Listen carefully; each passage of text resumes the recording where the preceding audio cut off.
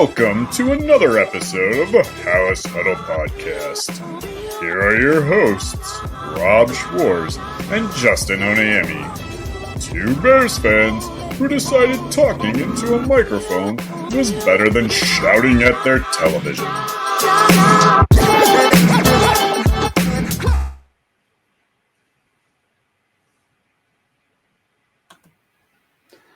Welcome into episode 55 of the House Huddle Podcast. Huddle up! Off to a good start. As always, Rob Schwartz, Bear Goggles on, joined by me with my good buddy, Justin Onayemi. That's right. 55. What do you got? I mean, is there anybody besides Lance Briggs? So I was thinking about this. For our generation, it's Lance Briggs easy. Yeah. But if you go a little further back, you got Otis Wilson. If you go further back than that, you got Doug Buffone. I mean, those are two really good players. We'll give them honorable mention. Yeah. We're going Lance Briggs, though. We grew up watching him, so he's definitely our guy, right? This is going to be a really quick. We're going to try to get through this as quick as possible because we actually have a fantasy draft that's starting in 45 minutes. So we're going to try to get this done in 30 so we can actually draft prep, and that probably won't happen. But we've done zero prep, and It starts in 45 minutes, and we got to record this. It's going to be great. It's going to be great. I mean, honestly, this will probably be our best season. I was going to say, the prep in the past hasn't paid off. No, so. No notes. No notes. So we're not going to really talk much about the game. We're going to do that really quick. This is actually going to be a 53-man roster projection episode. That's going to happen Tuesday. They got to have that done. If I'm remembering correctly, it's 4:00 Eastern, 3:00 Central. Got to go down. I think they've made a couple moves. They might not be at 90, but basically 88, 89, 90 guys, they got to get down to 53 by the end of that day. Well, hopefully the one or two or three they may have cut aren't people I'm saying they're going to keep. I don't think so. But that brings us to our point. What we're going to talk about is who we think they should keep. Yeah.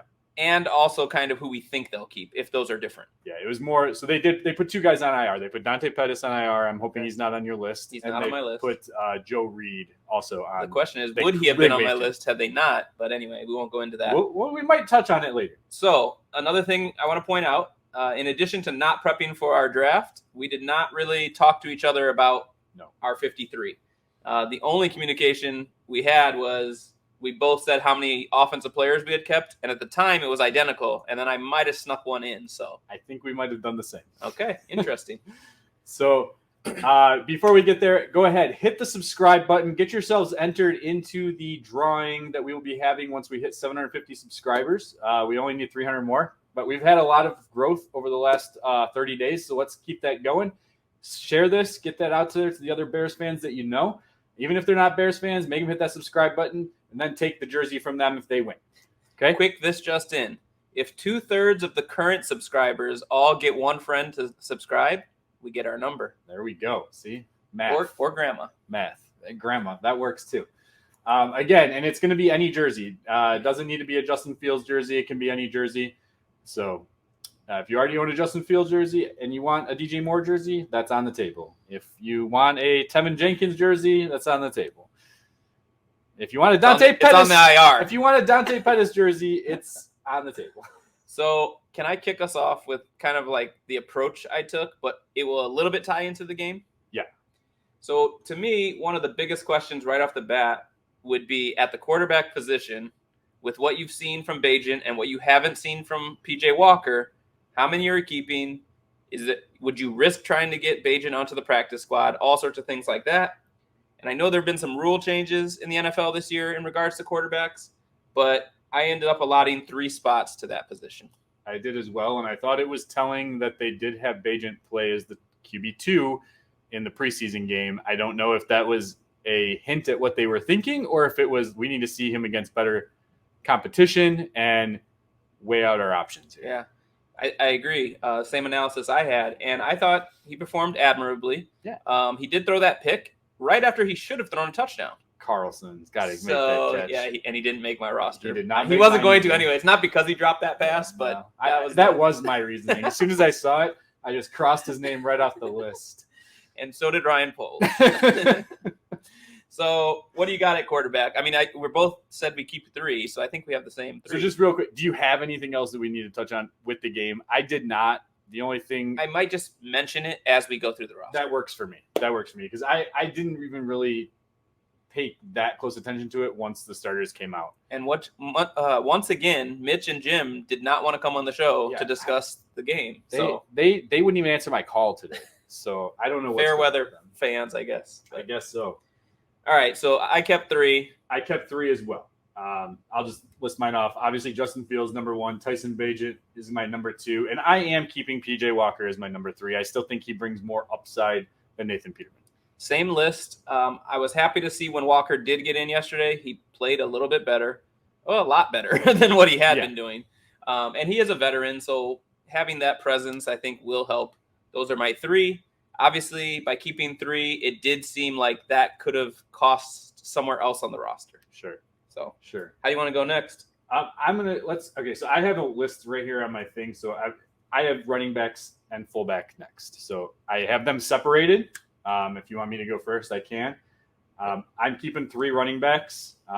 This is actually going to be a spoiler alert for my Bear Goggles On article that I'm going to have published before Tuesday. But I have Khalil Herbert as number 1, Roshan Johnson number 2, and I'm keeping Travis Homer as my 3rd down running back. I like D'Onta Foreman. Prior to the offseason, I said I thought he would be the starter. I just don't see enough of a difference between him and Roshan Johnson, so I'm keeping Roshan. And he actually looked decent, like in this game. I had no issues with what I saw from him. I wish him the best, and I'm moving on. And then Treston Ebner, obviously another guy I'm cutting. So I have the same list in the same order.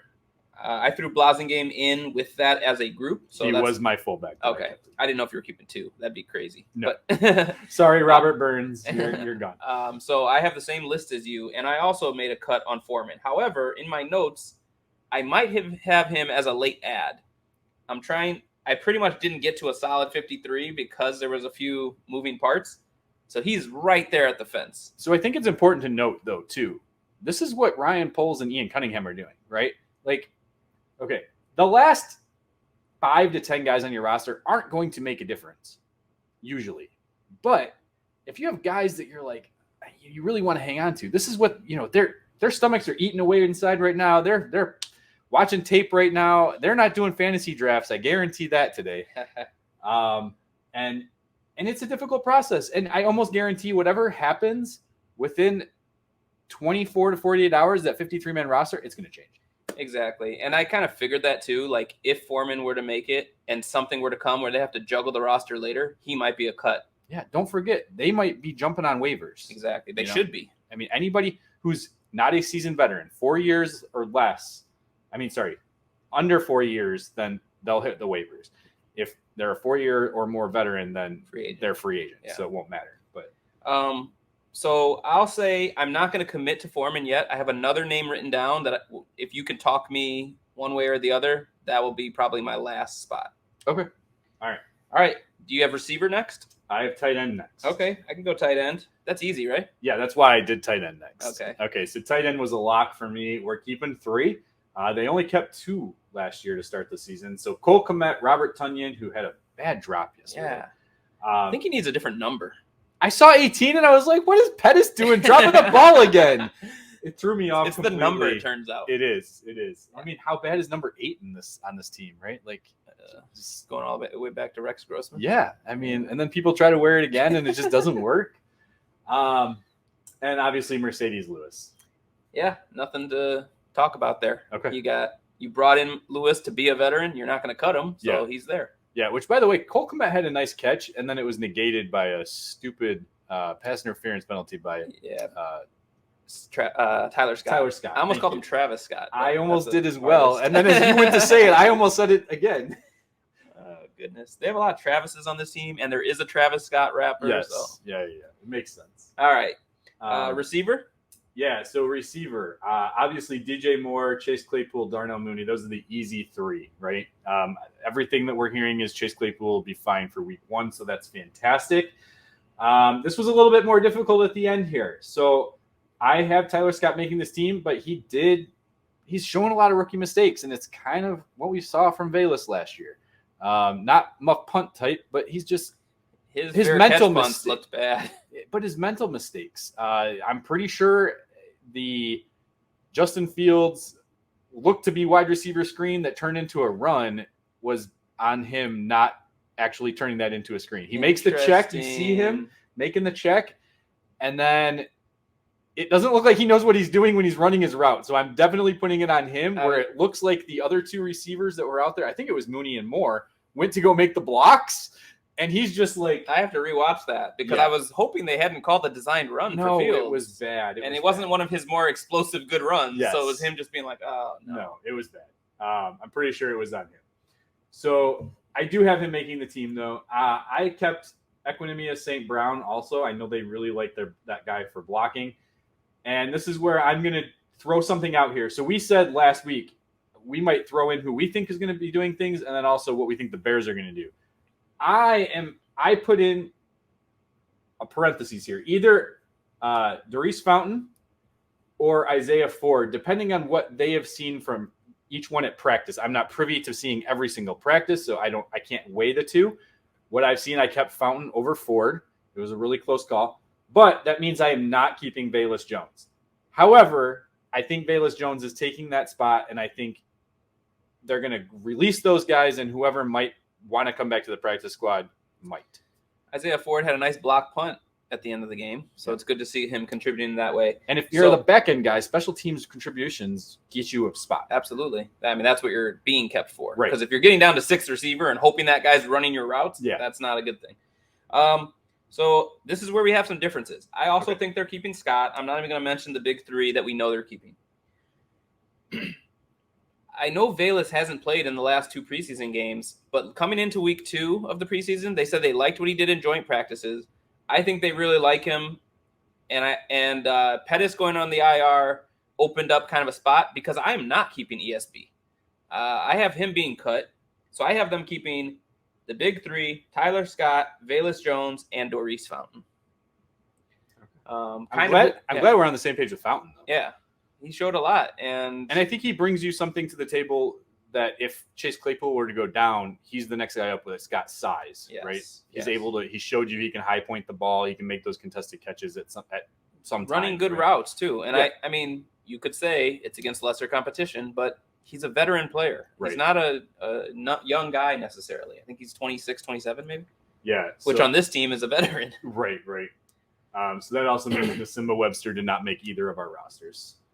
Correct. Even though he was here last year. And I didn't go deep to say who should go on the practice squad. There are some names I definitely would want to see end up on the practice squad, and maybe they will. Sure. All right, this brings us to another critical position, and I guess I will tie it into the game a little bit, which is O-line. We know they're banged up and battered at the line. I thought the first two drives were both 3-and-outs, kind of ugly. Yeah. But I did not put that on the O-line. They held up pretty nicely. No. Created some good pockets. Actually, early on in the run game, they weren't doing as much as we normally see out of the O-line. Their pass protection was better than their run blocking at that point in the game. Yes. But that's a tough Bills defensive front. Agreed. And I think they probably went in there with one thing on their mind, which was we can't let them get to field. And when he threw that screen and took a good licking, the Bears were like, come on, get over here. So and you said they should keep him in. I was like, I'm fine with them pulling him. So but we have to either believe him or not believe him. But Matt Eberflus and Justin Fields both said that he was on a pitch count. It was 13 plays max, which to me seems way too small of amount when I'm hearing Trevor Lawrence played 25. And they didn't play last week, but they're saying he was on a 13-play pitch count. And as soon as that play was over, they knew he was coming out, whether he got hit or not. Hit had nothing to do with it. I totally don't agree with that at all. Wait, I got the air quotes right, Joey. No.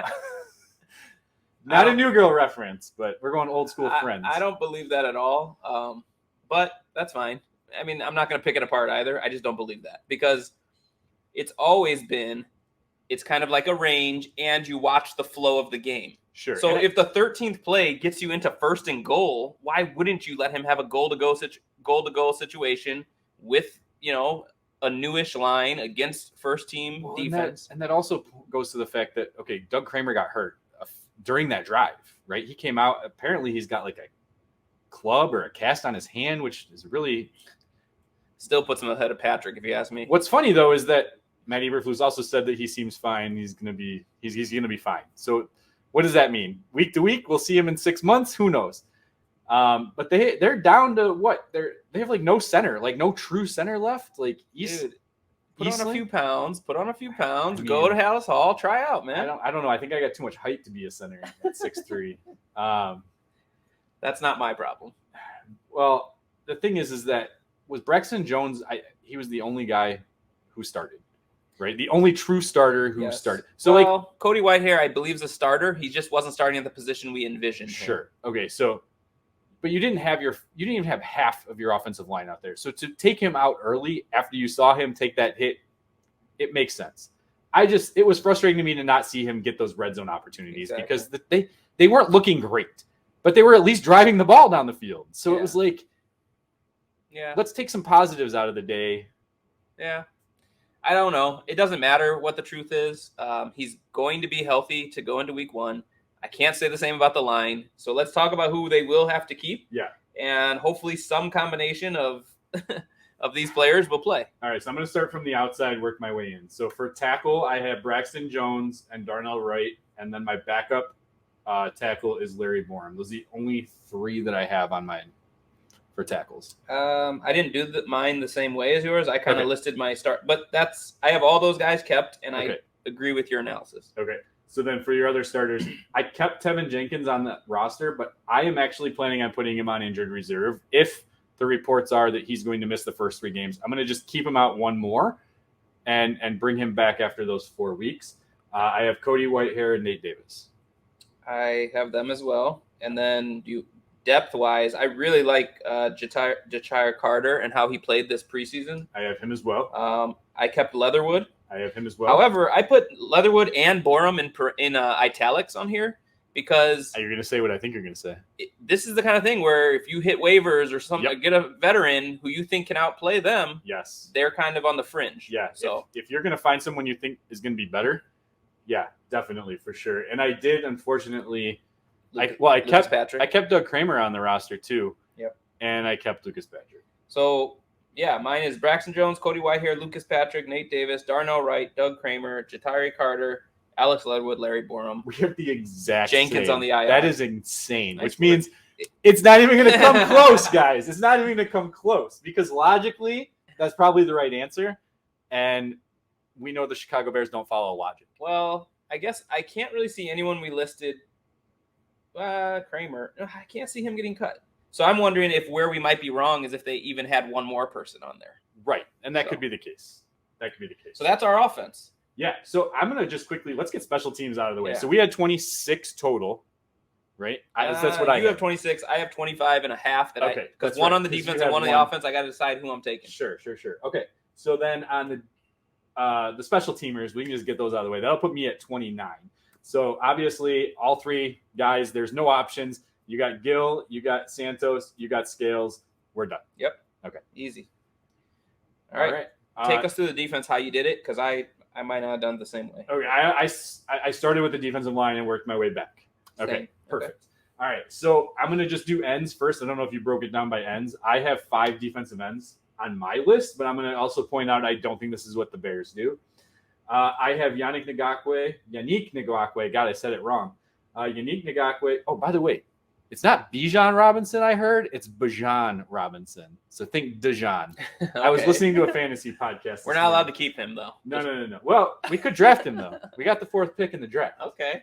We're doing draft prep now, too, then. That's right. Okay, so Yannick Ngakoue, DeMarcus Walker, those are my 2 starters. Then I kept Dominique Robinson, I kept Terrell Lewis, and I kept Travis Gibson, even though in the game they reported that the Bears granted him the opportunity to get a trade, right? Find a trade partner, which tells me they have no want to keep him. Exactly. So the way I did it was I had said the same 3 people ahead of those guys, and then I had Travis Gibson and Dominique Robinson saying they're going to keep one. I would like it to be Gibson. I think it's going to be Robinson. And then I heard that, and I was like, oh, it's definitely not Gibson. Now, here's where I'm kind of going back and forth. We talked about how I might want to keep Foreman. The cut that's kind of mysterious on the D-line is Green. So I could see them keeping him. That's what it's going to be. It's going to come down to either Green or Foreman. I have him bolded as he's going to be the guy that they keep over Travis Gibson. I do think they are going to keep 5 guys, though. So, yep, that would be – so I got to decide at the very end of the show. I'll tell you which one I'm keeping. What's the argument for Green? He looked a little better in Game 3. They like him. They like what they've seen in practice. It's not anything that I've enjoyed. Nothing splashes to me. Nothing. Even in the run game, like he's supposed to be a good run defender, and there were issues there. All right, here's my reason. I think I'm going to go Green, and here's my reason. I have not been impressed with watching Dominique Robinson. There you go. I mean, and so if you're only going to keep 4, and right. Robinson's one of them, right? You're really only at 3, yes, because he hasn't produced enough. That's true. So I'm going to keep Green, which means I am cutting Foreman. So, all right. Now moving into the interior of the D-line. So I'm keeping 4, which, by the way, they kept 4 defensive ends and 4 defensive tackles last year. I'm keeping 5 ends, 4 tackles this year. I have Justin Jones, Andrew Billings, Zach Pickens, Jervon Dexter, and obviously Travis Bell's going to be a practice squad signing. I don't think anyone's going to steal him. Right. So I was going to originally keep him, but now to make room for Green, he will be practice squad. But I got the same guys, Jones and Billings starting, Dexter and Pickens backing them up. Nice. So, all right. Linebacker. Okay, so 4 linebackers is what I originally had here. So Tremaine Edmonds, TJ Edwards, Jack Sanborn, Noah Sewell. The Noah Sewell one will be interesting to see. I haven't had a chance to see if there was any updates to his injury, but it didn't look good. The play itself didn't look good. It was a friendly fire, right? Like right into his his knee. But was it the knee, or maybe it was the quad? We didn't have a clear look. Right. It just was coming at a good amount of force, and it looked like one of those things where he could like hyperextend your knee or something. Yeah, and he did get helped off before he was carted right to the locker room. So I mean, I guess it's a bit of a better sign. Well, but I was already going to keep 5 actually. Okay. So I had Tremaine Edmonds, TJ Edwards, Jack Sanborn, Noah Sewell, and I don't know, is it Mikal Walker? Yes. They just picked him up, and he was a starter last year for the Falcons, was it? Falcons, yep. Over 100 tackles. I mean, you pick up a guy that late, so he didn't really have a chance to show what he can do, and he has shown it in real-time NFL games. Right, exactly. So I think they're going to keep him. And now maybe the Sewell injury, however severe it is even more reason you'd want to keep him. Though, like we keep saying, you're going to play 2 most of the time, and it's going to be Edmonds and Edwards. So I have them keeping 5 with adding Mikal Walker. Okay. And I think – well,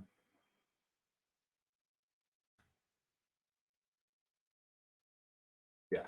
So that's what I did. So he was also who I was planning on keeping just as an insurance policy if there was an issue with Sewell.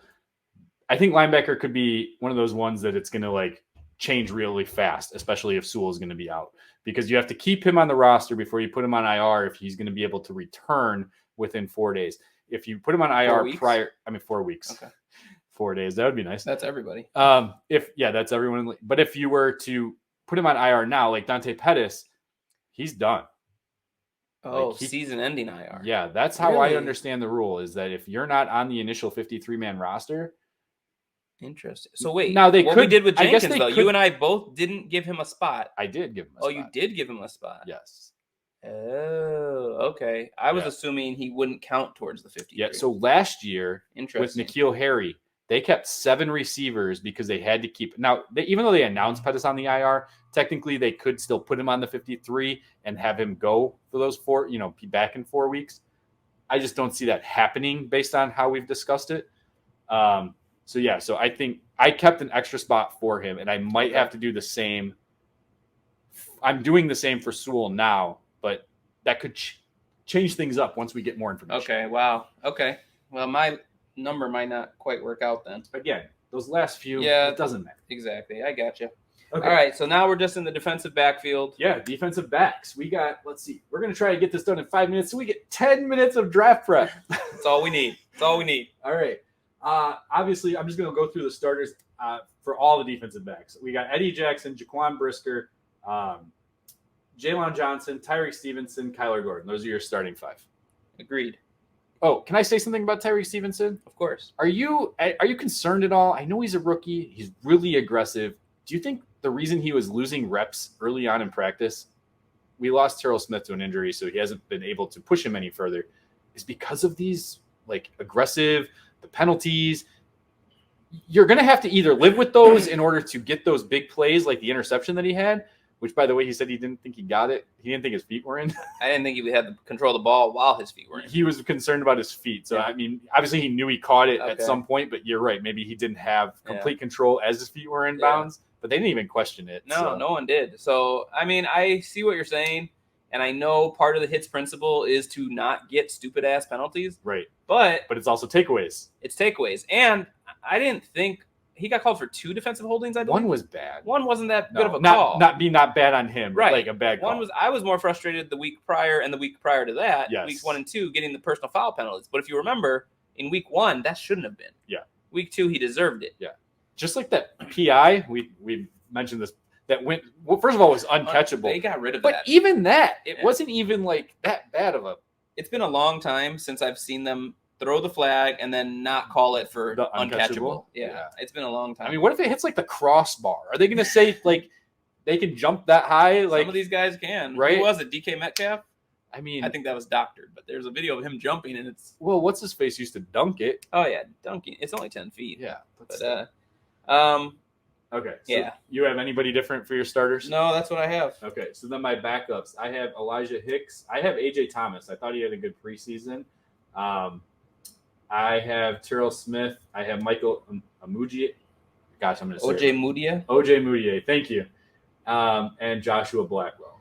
So I also have the same thing as you, but AJ Thomas was another one where I said I think they should keep him, but I was a little worried they might give it to Kendall Williamson. But I don't know. What are your thoughts? I didn't see enough of him. He did show up more in this third game, I felt like. For me, like stood out more. I wouldn't have to go searching for him. Right. But I also I only got to attend camp once, but I didn't see him enough there either.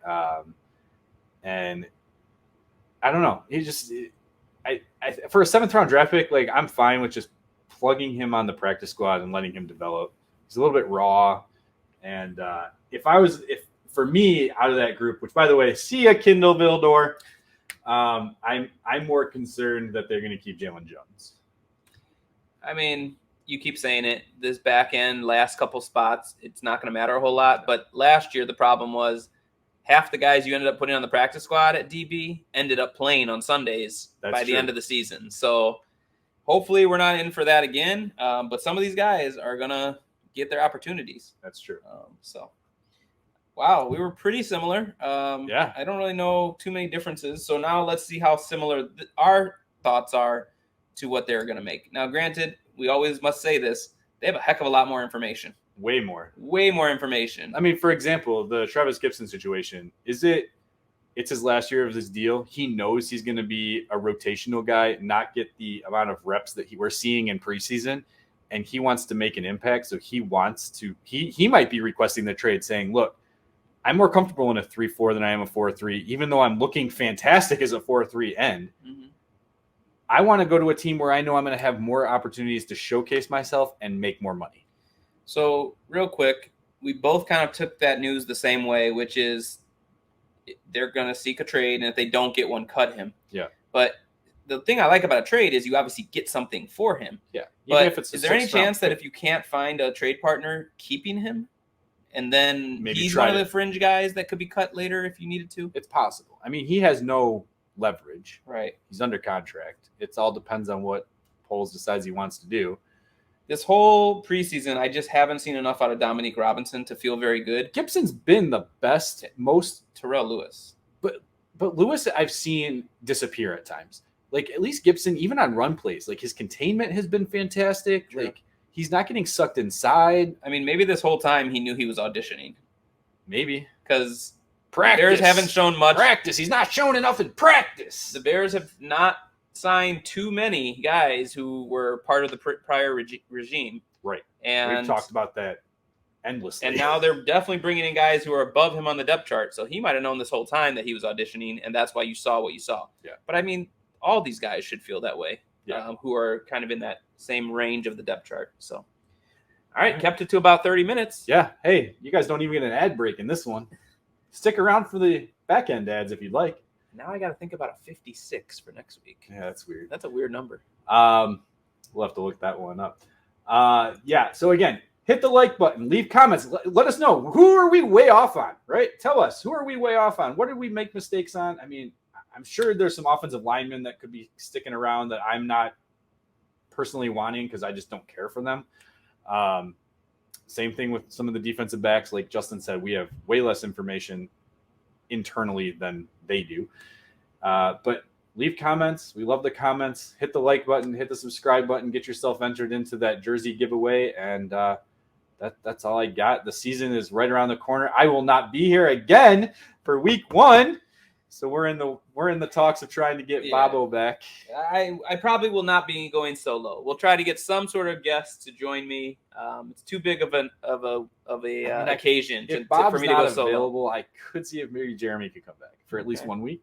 Okay. I know my son guest appeared once. That works. We were much smaller back then. That works too. We were only like 10 subscribers, I think, at the time. But. Yeah. I mean, All right. Julian knows his stuff. He does. All right. Yep. All right. Thanks, guys. Bear down. Bear down.